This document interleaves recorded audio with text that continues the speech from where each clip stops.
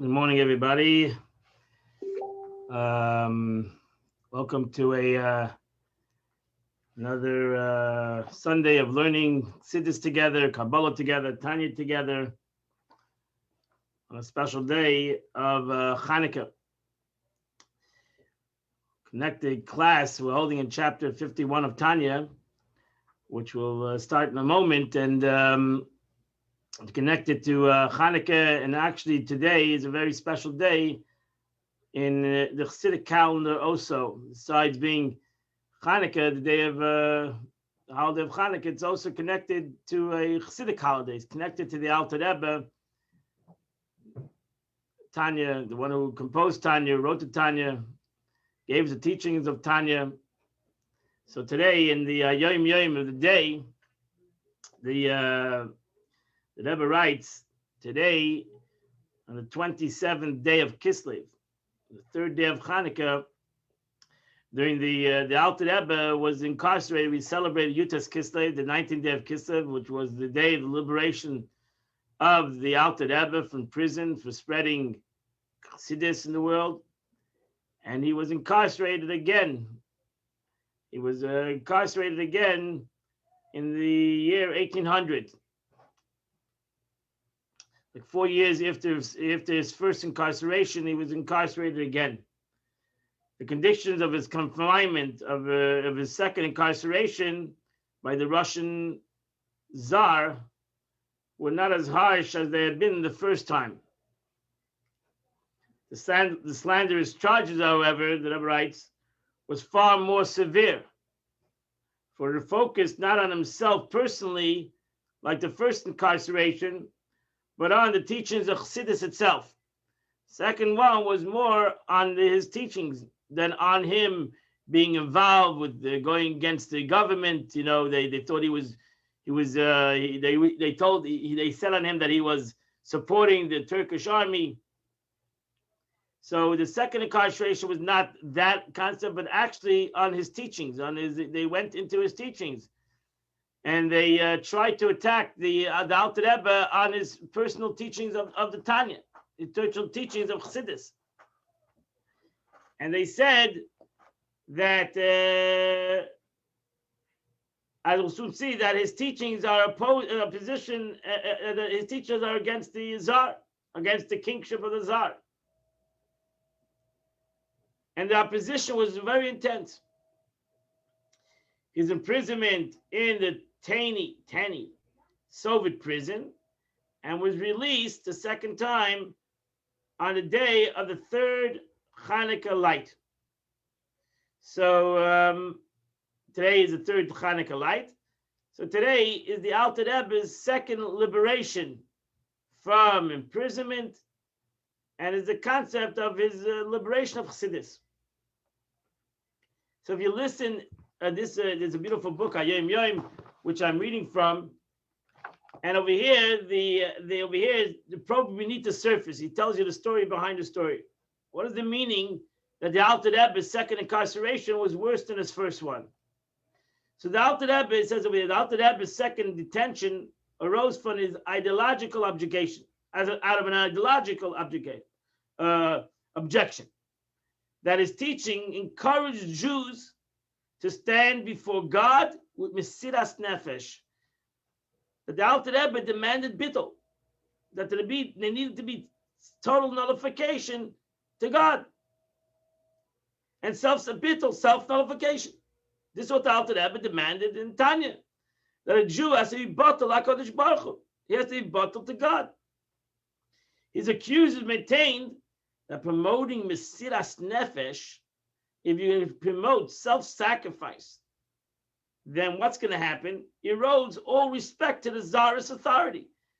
You're telling Jews that they shouldn't have any respect to the king. That's treason. And that promoting bittul, if you number two is, even if not concerning the Tsar, but bittul itself, self-nullification, where a Jew is self-nullified, he's nothing. He's not, so to say, that's what they said. You're promoting that that we're nothing, that basically Jews are bottled to God, they're nothing to God, they're really nothing. So what's going to happen? Prevented people from pursuing productive lives in society. You're basically telling people that the whole life is important, not important to have jobs, not important to make a living. It's all bottle, it's all nothing. So they said two aspects. First of all, you're basically going against the czar. You're saying to be bottled to God. Number two is you're basically going and telling people that they shouldn't be productive in their life. They should basically do nothing, sit and contemplate godliness, and basically have nothing to do with the world. And that's not a productive way of life. So this was a big challenge to the Alter Rebbe. They had heard, moreover, that Kabbalah and Chassidus relates to Sfiras of Malchus, which means kingship. That the whole concept of the Alter Rebbe teaches the aspect of kingship as the lowest of the 10 divine emanations. The Alter Rebbe taught that there's Sfiras, there's 10 manifestations in the world, and Sfiras of Malchus, the Sfira of Malchus, the attribute of kingship, is the lowest of all the Sfiras. Right? There's 10 Sfiras, starting off from Chachma, from wisdom, Chachma, Bina, Das, Chesed, Gevura, Tiferes, Netzach, Chod, Yesod, and then you come to Malchus. So what does that mean? Kingship is the lowest. Wow. As the lowest of the 10 manifestations. So they said, you're saying that the king is on the lowest. So that's a disgrace to the king. How could the king needs to be on top of everybody? How can you say that wisdom is on top and the king is the lowest? The king needs to be on top. That's a mitzvah of Malchus. You're treason against kingship. These misconceptions were enough to prove to those that are his accusers that the Alter Rebbe school of thought was treacherous philosophy. It was a dangerous thing. He's teaching people, number one, to disrespect the king. Number two, to disrespect society and basically live away from society. Number three is basically put the king down. According to his teachings, the king was the lowest. So this was an argument in the philosophy of Chassidus. And the Alter Rebbe needed to prove that his philosophy was chas v'shalom, not bad. To exonerate himself, the Alter Rebbe had to refute these charges by elucidating the above-mentioned profound concept to his Russian interrogator. He had to explain it to Goyim.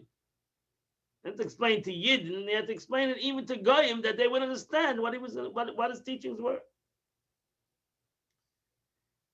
He explained that spirituality, this is the crux of the concept, that spirituality, he taught, is not otherworldly.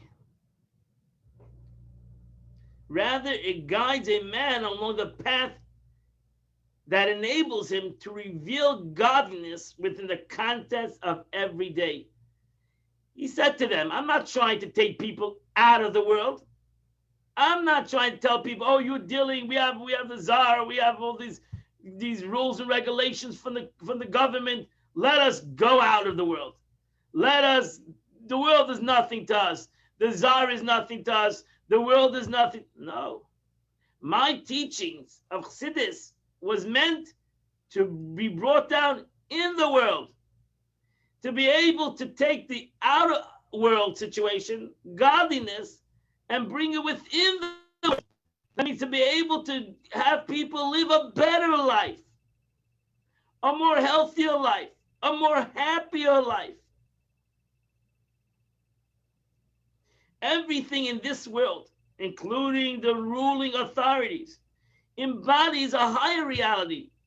So the truth is, my teachings teach that the czar is a king. Actually, the czar, as a king, is higher authority than a regular person. Why? Because his connection is higher above. And because his connection is higher above, that's why he's higher in this world. So the czar has his avodah. He has to do his Aveda correctly. The Eibishter gave him the power to do certain things for the world, for his country. God gave him the power. It's not his personal power. It's God-given power. And we need to respect that power. Because the Eibishter, the expression of Chassidus, Malchus d'Rekia, Malchus d'Ara came Malchus d'Rekia, which means that the kingship in this world is like the kingship in the upper world. Therefore, a Jew, if you see a king, al pi halacha, according to Jewish law, you have to make a bracha. You have to make a special blessing. It's a bracha. The blessing you make on seeing a king is the blessing that Abish took from his glory and put it on a human being. That means that God made the king who he is. That's actually my teaching. My teaching is saying the opposite. You have learned from my teaching the wrong things that I have taught. Malchus is the lowest because Malchus gives everything. A king that understands that he is becoming king by God who made him king, has the capability to be the king. To be able, how does the king have the possibility to be able to deal with every aspect in the world? How is that possible? How a king is not like today, United States government, you have three parts in the government. No, a king is a Moshe Bekipa. He controls everything. How is it possible that a king should be able to control everything, A to Z, and every aspect is under his authority, and everything that needs to go through his okay? Why? Because the king is in essence totally has within him everything. So the king is like the Malchus, which has within him everything, every attribute in the other 10 Sfirot has its own identity.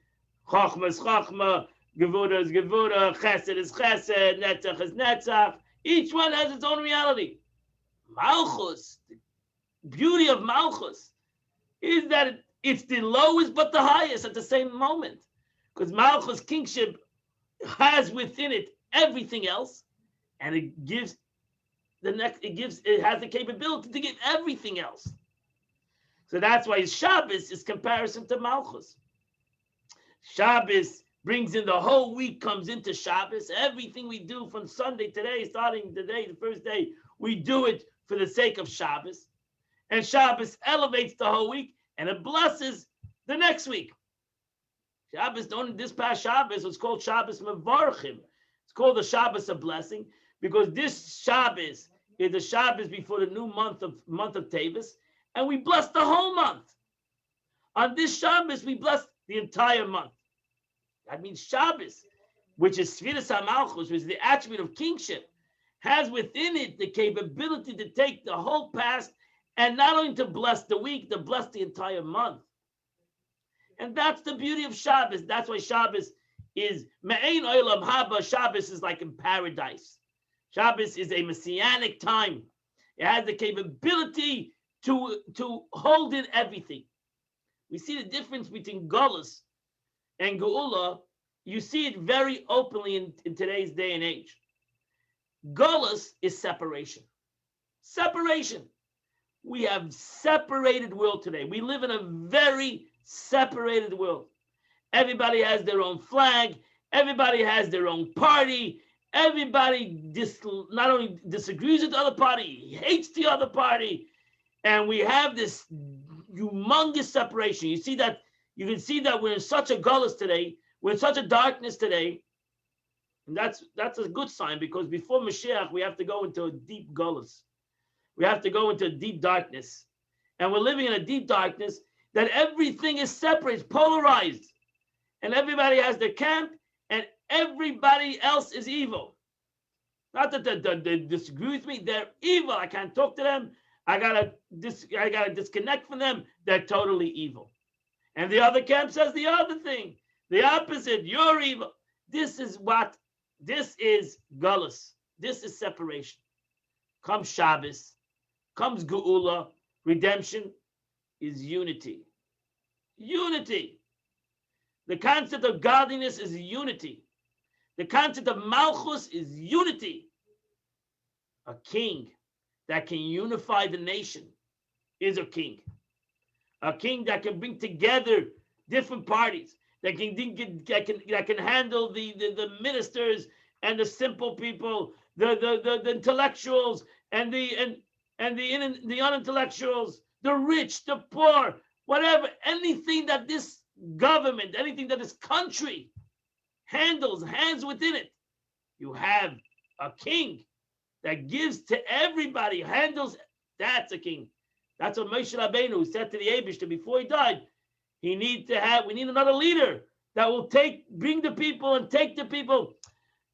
A leader needs to be a person that everybody can connect to. Everybody. Those that agree with him, those that disagree with him, those that are like him, those that are not like him.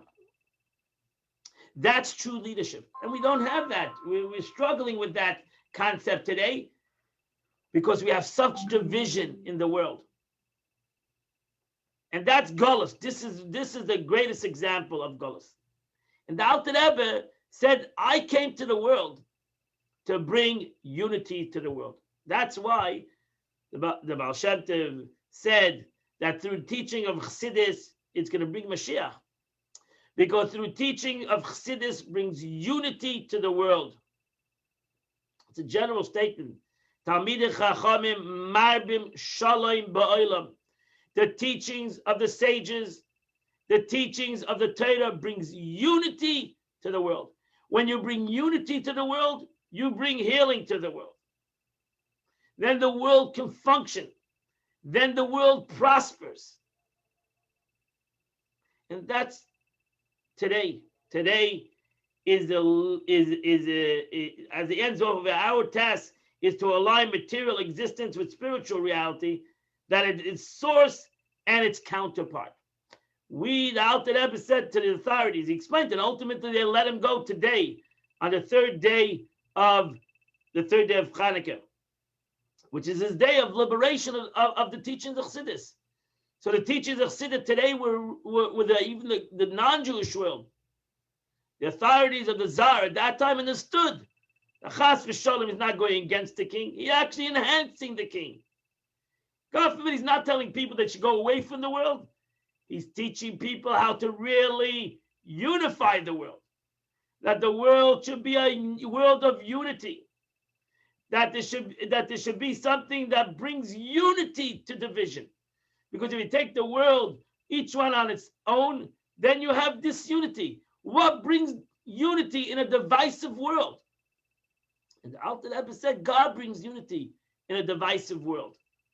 When we understand the concept of the way the Eibishter, everything in this world has its counterpart Lamaila, has its aspect above, has its godly inspiration, then we can understand the purpose, why we're in this world, and why the beauty of being separate and different actually enhances our existence. That we're not the same, that we are different from one another, shouldn't bring us to the aspect, oh, you have to be like me or you're evil, or I have to be like you or I'm evil. No, actually, you enhance me. Your philosophy helps me, and my philosophy helps you. Because together, it becomes a much more powerful entity. Because if I have to separate my philosophy, and your philosophy is nothing, then my philosophy is not true. It cannot be truthful if it cannot bring about that your philosophy handles many philosophies.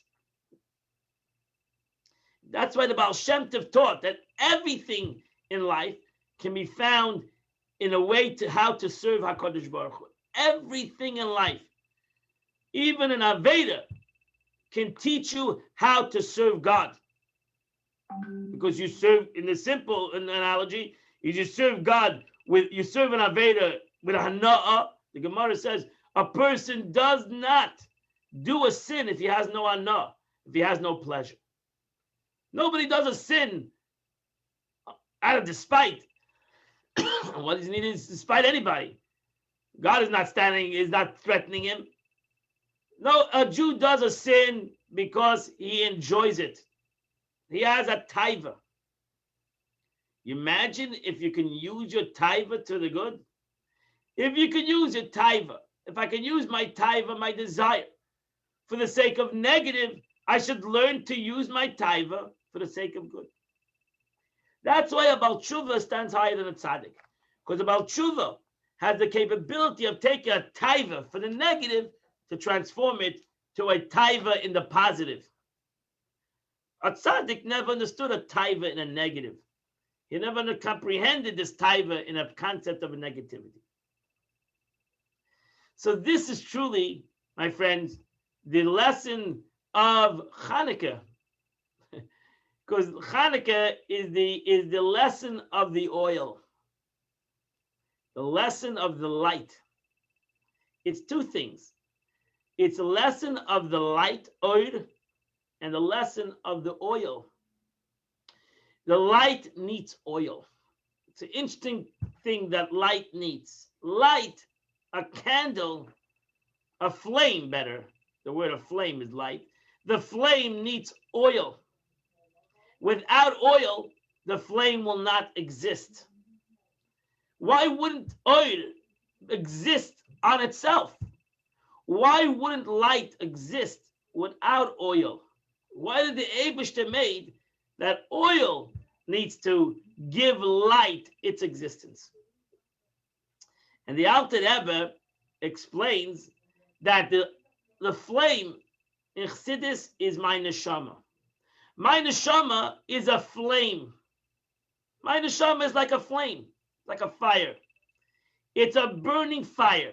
It's a spiritual thing that continues to burn. But it needs to have oil. Without the oil, this flame will return to its source, which is the source of this flame, which in Kabbalah, Chassidus, my neshama is God. The soul will return to its creator. Why? Because it doesn't have oil. What is the oil? That is the mitzvah, the Torah. The Torah is and the mitzvah is the oil to this neshama. This neshama, this flame, needs to always connect to its oil so that the neshama continues to burn. That's why once the neshama goes back to Gan Eden, he cannot do any mitzvahs anymore. He becomes part of a greater existence. And now he cannot do any mitzvahs anymore. The only way he can do a mitzvah is only in this world, because it's only in this world where this neshama can get its oil. And the truth is that the more oil we give our neshama in this world, this oil lasts forever. This fuel, it's such atomic fuel. A mitzvah is like an atomic fuel. And this atomic fuel will give the neshama its existence here in this world and also in the Gan Eden, in paradise. So the more we give a neshama, Kabbalah says, life, existence, not existence, fuel, more oil we give us a flame in this world, the more not only that it burns better in this world, but we gave it energy, because the mitzvah never disappears. It continues to go. It continues to give it atomic. I'll call it atomic energy. It gives it an everlasting energy. But only the oil can give it that energy. You know why? Why can't the neshama have its own energy? What? The neshama is a godly entity. Why can't the neshama itself have that energy? Why does the neshama need to have the oil, need the mitzvah? And Chassidus explains that the reason is because the mitzvah is in a way higher than the neshama. The mitzvah is the ratzon of the Eibishter. The mitzvah is the will of God. The neshama might be created from the chachma of the Eibishter, the wisdom of the God, as we mentioned in Chassidus, in Kabbalah, in Tanya. But it's a creation ultimately of God's ultimate highest levels of creation. The neshama, the mitzvah, has within it something that is even higher than that. It has the crown of God. It has within it the will of God. And when we tap in, when our neshama does a mitzvah and taps into that rotzain, to that will of the Eibishter, that gives it even a greater connection to God than the neshama on its own. And therefore, neshama comes down to this world. A neshama which is higher than the world comes down into a body, comes down into a physical reality. So it can do a mitzvah. So it can do this mitzvah and connect to the ratzon of the Eibishter, the will of God. And by that, the neshama, the fire, not only has its existence, but the fire receives an atomic energy, receives an energy that's even greater than itself. And by that mitzvah, by that energy, the neshama fires here in this world, and it continues to burn and have an elevation level by level, lamaila, through this mitzvah. That's why it's important. On the days of Hanukkah, today, which is the concept of Or. It's not a holiday that's connected to anything but the candle, the light of the candle. Haneira is halalu. We say it on the prayer. These lights, kodesh, they are holy. These lights are holy. Our neshamas are holy. And they're here for one thing, to be able to connect to the oil. That's what a candle is here for, to connect to the oil, so that it'll be able to burn. Take away the oil, you've lost it. That's symbolic. Listen to that's why we light the candles. And not only do we light the candles, we mailim b'kodesh. We elevate every day in the aspect of holiness. We continue to go higher and higher every day, to show that our service in this connection of this candle, this flame, and this oil doesn't happen one time. It happens the next day double.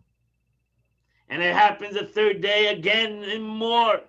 And so too every day we add more and more, so that our neshama connects more and more to the mitzvahs that we do. This is one of the beautiful teachings of the 51st chapter of the Tanya, which we are going to learn, which the Alter Rebbe teaches us the concept of our neshama and the way our neshama comes down into the world, which is the same way God comes down into the world. Just like this Dide B'Tachtoinim, there's a concept of God wanting to dwell in this world. He does that through our neshama coming down into this world. Dide B'Tachtoinim. It's the same concept. The Eibishter wanted to dwell in this world. How did he accomplish this? Is by bringing neshamas to dwell in this world.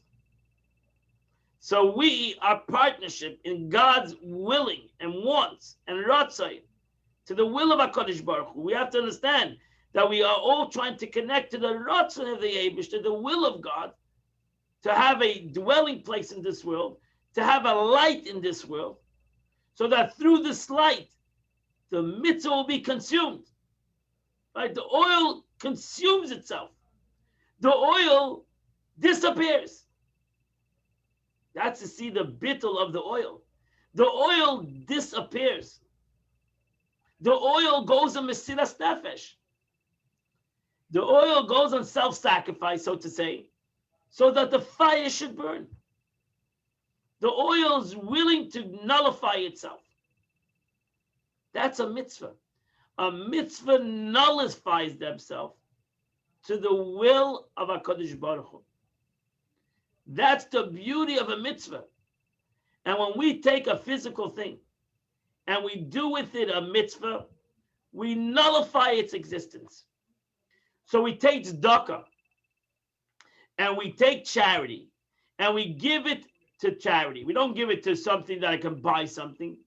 That's why Chassidus says that the highest level of nullification in a human being is tzedakah. Why? Because he takes money that he can buy something for himself. Tanya uses the expression chay nafshay. He can take something that he can use for himself and he gives it away. He gives it away to charity. He just took something that he can use and he gives it away. It becomes something else. It becomes somebody else's. Total transformation. He gave it over to something else. That's the highest level that you can do. If you do put on tefillin, I didn't give anything away. I put on tefillin. I gave it to myself. I eat kosher. I'm eating kosher. Every mitzvah I'm doing for myself. Tzedakah is the total opposite. I'm taking something I can do for myself and I'm giving it to you. That's the beauty. Most of us are afraid of giving tzedakah because we think by giving to somebody else, we're going to lose. That's why the only mitzvah in the Torah where God says, you'll see that you will not lose. You're actually going to gain. The Eibusha says by tzedakah that every penny you give, I'll give you 10 times the amount. And God says, B'chanuni zois, it's expression, chest me out. See if you give tzedakah that you will not lose, you will gain. The Eibusha doesn't say that by any other mitzvah. Doesn't say that by any other mitzvah. Because every other mitzvah you do is you're doing for yourself. The only mitzvah you do that is not for yourself is charity or an act of kindness. I'm doing it for somebody else. I'm nullifying myself. I'm putting myself aside. I could have done this for myself. I could have used this money for myself, and I'm giving it to you. The Eibush says, wow, that's truly amazing. You have taken something that could have been for yourself and you gave it to somebody else? And you did it for the sake of the mitzvah? Mind-blowing. That is transformation. Self-transformation. That is messianic. That's why it says, Tziyim b'mishpati pada v'shaveh b'tzdaka. That Zion will be redeemed through charity. Mashiach, the Alter Rebbe, we ended Tanya not long ago. The Alter Rebbe ended Tanya saying that tzedakah, today tzedakah is going to redeem us from galus. Because the whole concept of geula is about other, unity. Caring about somebody else. What is yours, what is mine is yours. That's a chassid. What is yours, what is mine is yours. That's the Mishnah. To be able to take what is mine and say it's yours, that's an unbelievable expression of unity. And that's really what chassidus, that's really what charity, the power of tzedakah. We don't realize the power of tzedakah, power of charity. I don't even know what I mean money, time, effort, caring, sharing. A phone call is also an act of charity. Truth Chassidus tells us that every mitzvah I do is taken from my time for God, so it's also an act of charity to God. I could have done something else, and I davened today in the morning. I could have done something else. Could have slept. Could have been sleeping, but I decided to take that time and give it to God. It's an act of charity. It's an act of charity. So really, tzedakah is in every mitzvah we do, because it is important. The aspect of tzedakah, it's bittul, it's giving of oneself. That is the oil. The oil shows on the bittul, on the giving of itself, giving of oneself for the sake of a fire. The oil doesn't say, why should I give of myself for the sake of a fire? I'm gonna disappear for the sake of a flame? Why would I do that?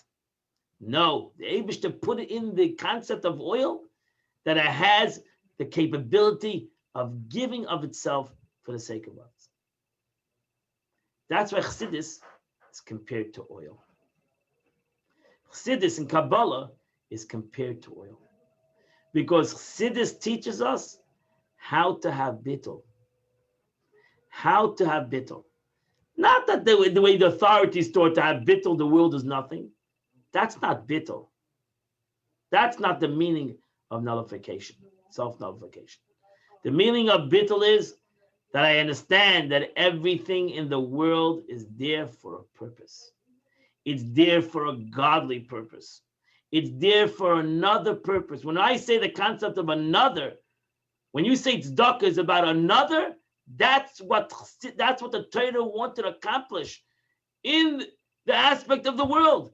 That everything in the world is about something else. Is not about itself. Anything gashmis in the world is not there for itself. Then it becomes selfish. It's there for something else. Whether it's there for somebody else or something else or God, or however, everything is there for a greater purpose, for a different purpose.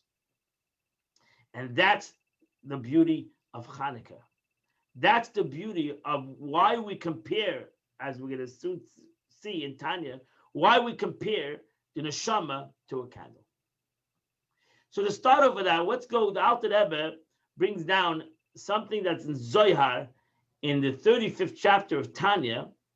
The Alter Rebbe brings down a Zohar, a statement from a young sage in Zohar called the Yunka, young man. It's a son of a Tana. There's a name to the Tana, but right now it eludes me. And it's called the Yunka. And this is a teaching of the Zohar. We'll read it, and then we'll go back to the chapter 51. So we're going to bring down the Zohar first in chapter 35. There's a Zohar in chapter 35. No, wrong one. Okay, here. So here's the Zohar which the Alter Rebbe brought down in chapter 35. Okay, so let's look at this chapter.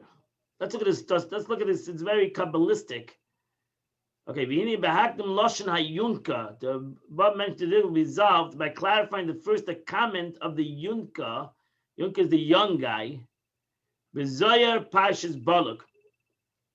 In Zohar, in the portion of Balak, in the verse, Chacham eina beroisha. A wise man. A wise man's eyes are in his head. Everybody has their eyes in their head. What is the meaning of the statement, the verse, that a wise man's his eyes is in the head? So this is the Zohar comments. This is the words of the Yunka, the young guy in the Zohar. Where else are man's eyes? You see, the Zohar is in Aramaic. This is the meaning of the verse as follows.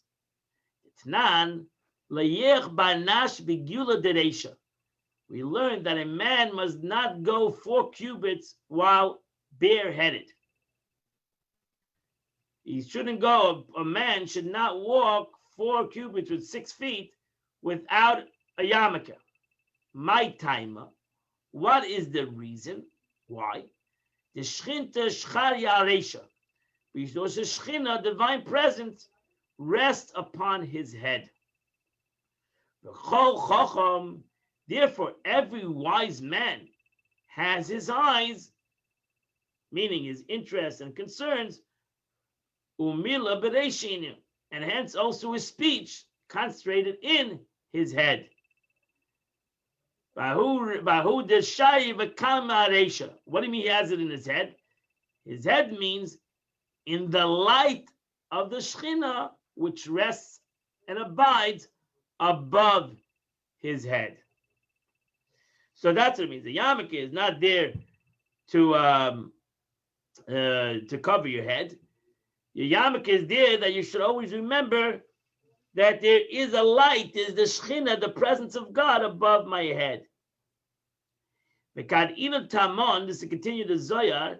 Now, when his eyes, l'noida, meaning his interests and concerns, are there, dahu nahara, he must know that this light, the alek alesha, that is kindled above his head, meaning that the light that shines upon his soul, it's a lemishcha, needs to have oil.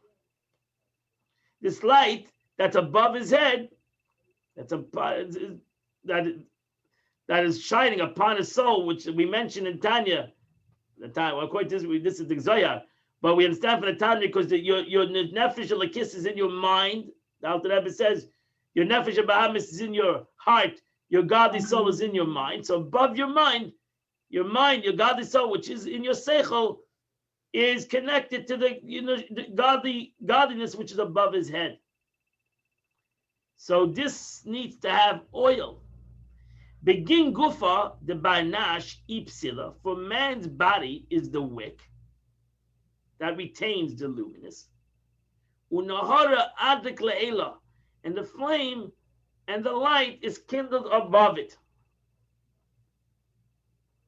And thus Shlomo Malka tzavach va'amar, and thus King Solomon cried out and said, Shemen al roshcha al yechsar, let there be no lack of oil above your head. Why? This continues the Zohar. We're going to finish the Zohar, almost done. For the light over his head requires oil. Meaning, what is the oil? Good deeds. And this is the good deeds. Zohar says, what is the oil? The good deeds. The good deeds that man's perform are the oil which supplies the light, illumination of his soul. Valda, now we understand the Zohar ends off. We understand the reason. Chacham eina bereisha. The man's eyes are in his head. Why? To ensure that he never lacks oil. Good deeds for his light. You need to focus on the light. Never forget the light. Because you're going to forget the light, you're going to forget the oil. At kan l'shaynai, this is the quotation of the Zohar, the statement of this rabbi, which we call, the Zohar calls them the Yunka, the young person, young guy, young Tana. So this is the Zohar, powerful Zohar. Over here, the Zohar gives you the whole reason why we do mitzvahs, the importance of us doing mitzvahs, and what it affects, what is the effect of these mitzvahs. The Alter Rebbe now goes in chapter 51 of Tanya. The Alter Rebbe goes on that statement of the Zohar, which we just read. Vihine, so now the Alter Rebbe goes, to further explain the words of the Yunka, which is mentioned earlier in chapter 35. We just mentioned this concept. So the Alter Rebbe is going to go a little bit more into this concept. So it's necessary to it's necessary first to explain so that one may understand a little. To understand the concept of the Shechina, the dwelling, that that would dwelt in the Holy of Holies. So that the Shekhinah, with the presence of the Shekhinah, was in the Holy of Holies. And likewise, so too the concept of the place where the Shekhinah dwells. What does this concept mean? What is the meaning that God dwells in the place of in a mitzvah? That God dwells in the Holy of Holies. What does that mean? But the whole world is filled with God's glory.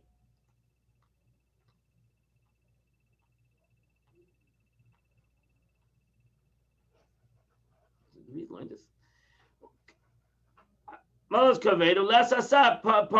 And nothing is, no place is void of him. So the Alter Rebbe explains, however, we understand the subject from the text, from my flesh I see God.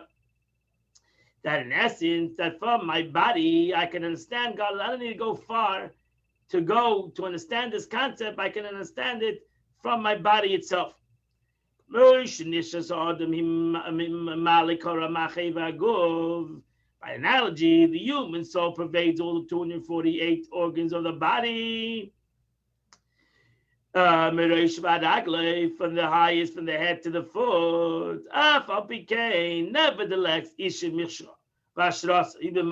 Nevertheless, even though the whole body is a dwelling place for this soul. Nevertheless, where does it dwell? Where's its root? Where does it ultimately come into? And from there it goes to every place, is in the mind. From his brains it goes to the rest of the organs. And every other organ of the body receives its function according to his composition and character. An eye to see, and an ear to hear, and a mouth that speaks, and a foot that works. As we see in reality, in a sense, that we see that everything is felt in the brain, even though the life force ultimately comes in the foot, but everything is felt in the brain. Everything is felt in the brain. So here the Rebbe writes, try to remember right now in my mind, if we learned this Tanya last week, we might have been learning this again. I'm now thinking we might have did this last week. I apologize if we did, but we'll continue. The Rebbe adds a commentary to clarify the subject. By way of introduction, I don't want to read the Rebbe's interpretations of Tanya, so we should learn it. By way of introduction, the life force of the soul which animates the body comprises of two aspects. One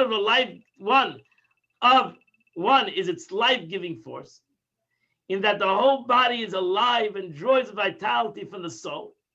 In this aspect, there's no difference between one organ and the next. The head, for example, is no more alive than the foot, just as the foot is no less alive than the head.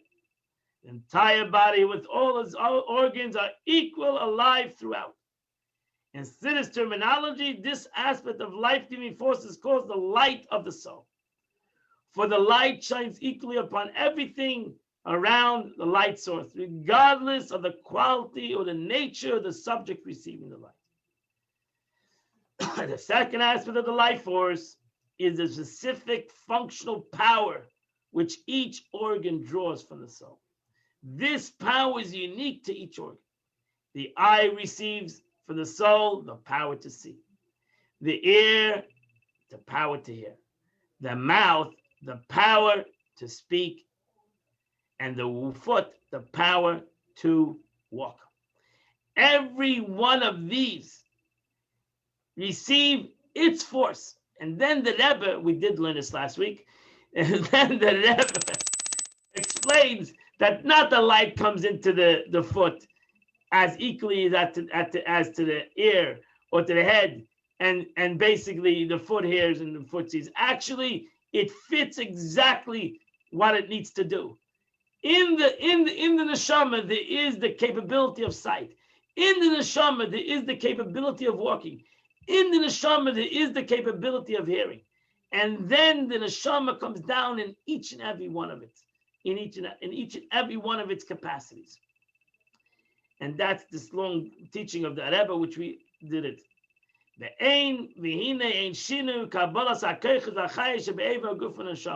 Now the variation in receiving the functional powers of the life force by the organs of the body from the soul, each organ receive from the soul's life force and power in a different form. Does not derive from the soul's essence and being, that they should say that its being and essence divided into 248 different parts, which are included in 248 different locations according to the design of the various locations of the body organ. So were you to say this case, we would say that within the soul itself, they're already revealed differently various functions of powers of sight, hearing, and so on. And the 248 powers which exist within the soul are enclosed within the body, each in its appreciation. We can't, however, accept this approach. Because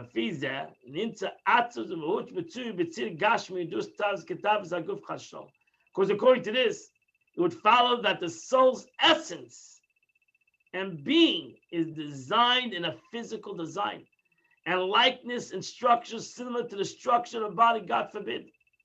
So just as the organs of the body have various shapes and functions, forms, so according to the outlook, this outlook, are the functional powers while still within the soul different from each other in form. But again, we can't accept this. Because in the essence of the soul, it's all one. Rather, the soul's entirely spiritual entity. It is a single entity. A spiritual entity, a single entity. Its oneness is plain and uncompounded. As a spiritual entity, its spirituality is in a form which is divested of any physical design and any type of physical space, measure, or limitation. Mitzad mochusei v'atzmusei.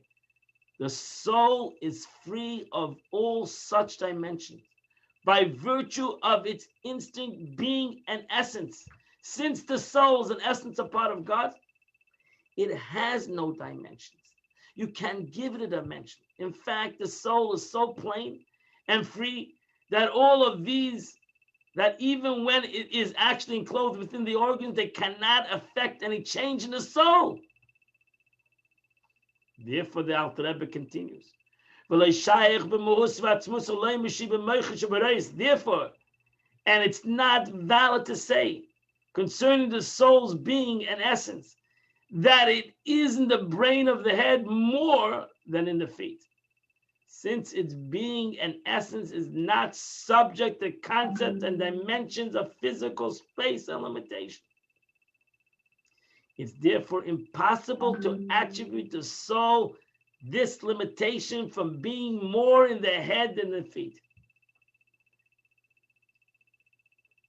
So what's the point? Rather, the 613 kinds of functional powers and vital forces are included within the soul, within its being and essence, to become actualized and emerge from the concealment and inclusion within the soul's essence. So previously, while still being included within the soul's essence, they are only in potentia and therefore hidden within the soul, not even as a functional power which are revealed as such, while still included within the soul. In other words, within the soul is concealed a potential of 613 functional powers to become actualized, to emerge from concealment, to become revealed. That's the power of the soul. So within the soul, it's totally unified. Within the soul, is totally unified. All the 600 capabilities, all the concept of sight, walking, talking, hearing, movement, every movement of every limb is all unified within the soul. So within the soul, you can't even see it. You can't see its difference within the soul. Within the soul, it looks like one power, one force. That later, when it comes into the body, the soul is then reveals, the body reveals the soul's potential. The physical body gives the soul, reveals all the 630 potentials of the soul. When we say from God, from I can see God from my body, the same thing is the Eibishter coming down to the world. We reveal the 630 potentials of godliness in this world. Just like the body reveals the 630 potentials of the soul. That in the soul, it's all one. The body has the capability in order to animate 248 organs and 365 blood vessels of the body through the functional powers of the divine soul, becoming clothed within the animated and vital soul, which possesses corresponding 248 and 365, which equals 613 functional powers of the vital soul. Now, concerning the flow of all of these 613 kinds of functional powers and vital forces, which are drawn from the concealment of the soul, where they were previously hidden, and from where they are now drawn to the body to animate it. Allah Amru, concerning this flow, the sages have said that the principal dwelling place and abode of this flow and revelation is in your head, is in the brains of our head. That's where it all starts to flow. That's where is the principal place. From it comes out to the entire body. Not that in it has more than any place else in the body, but there is the principal place. Therefore, it is they, the brains, which first receive the power and life force appropriate to them according to their composition and character, namely intellect, which is divided into the three intellectual faculties of Chabad: wisdom, understanding, and knowledge, and the faculty of thought.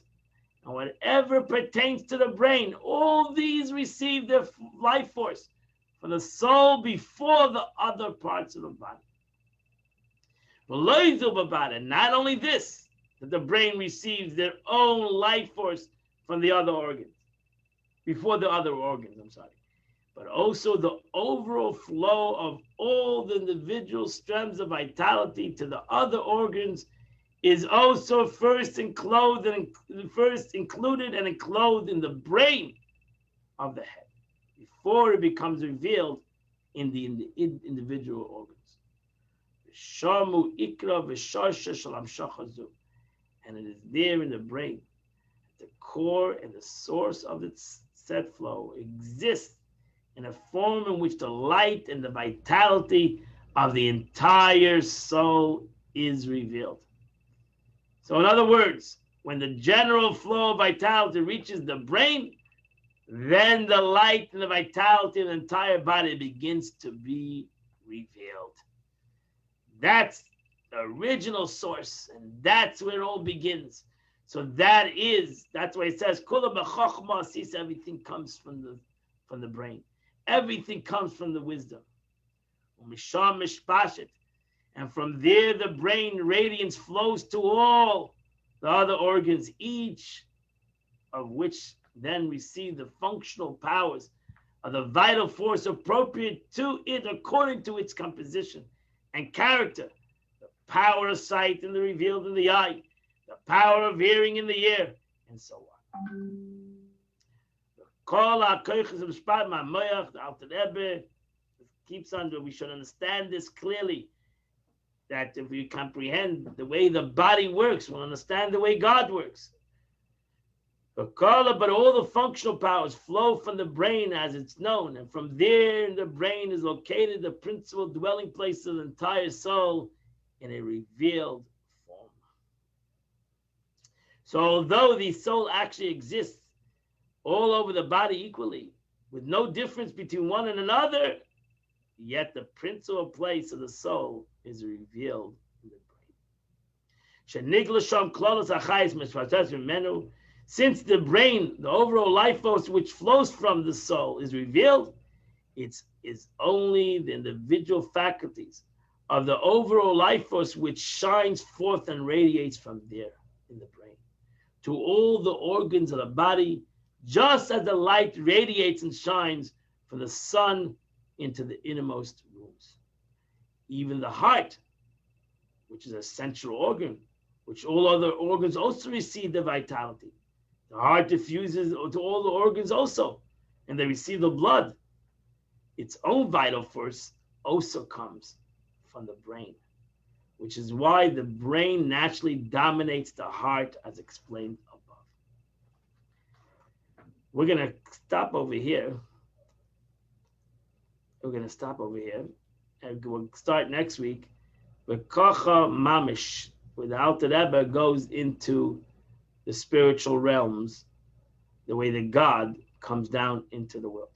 So the Alter Rebbe explained deeply to understand the way God, the way the body works, and the expression from God, from my body I understand God, and with that I will understand how the Eibishter works also in the aspect of Ishtalshus, the way Eibishter comes down, God comes down into the world, in the same way my energy from my brain comes down into my entire body.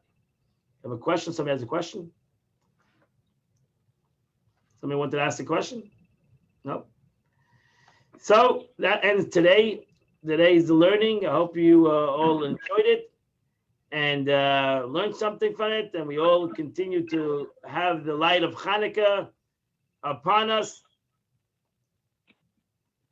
Can you repeat everything? Hi, Moshe. Very funny, Moshe and Karen. Thank you, Rabbi.